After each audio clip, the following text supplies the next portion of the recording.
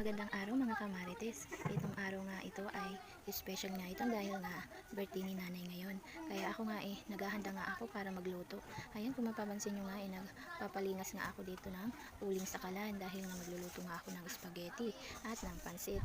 At meron din kaming iba pang handa para kay nanay. Kaya ayan, kung mapapansin nyo nagpapadingas na nga ako dito at para nga mamaya maayos na ang aming handa. At ayan nga, naghugas nga ako ng kamay ko at naglagay nga ako ng gasolina o gas doon sa aming kalan, kaya medyo kailangan maghugas dahil nga nagayat na nga ako ng aming mga pangsahog. Natapos na nga ako. Ito nga, ayusin ko nga itong mga nakatambak dito sa aming paglalagyan ng aming mga handa.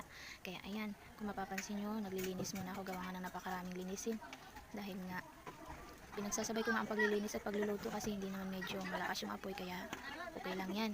Kaya ito, naglilinis muna ako, gawa ng doon ko nga ilalagay yung mga handa pagtapos na yan maluto. Kaya ayan, kung mapapansin nyo, nililinis ko nga, gawa ng maraming ang nakakalat dyan at tambak nga dyan yung mga kalat, kaya lilinisin ko muna. Ayan, kung mapapansin nyo, ganyan ang view ng aming paglalagyan ng aming handa.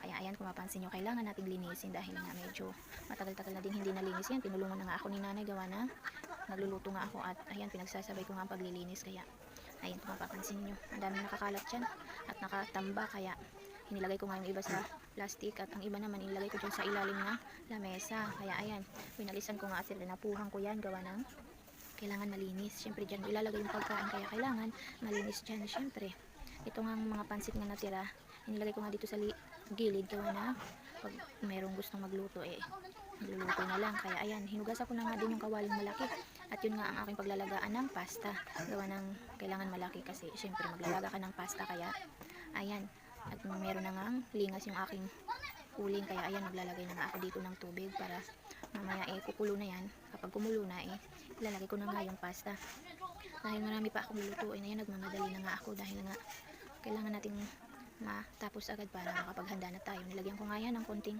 asin at ng mantika para nga hindi dumikit yung pasta sa ilalim. At yun, fast forward nga tayo at nakaligo na nga marites nyo dahil tapos na nga magluto.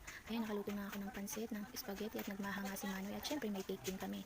Ayan, hanggang doon lang muna ang aking video. Maraming salamat.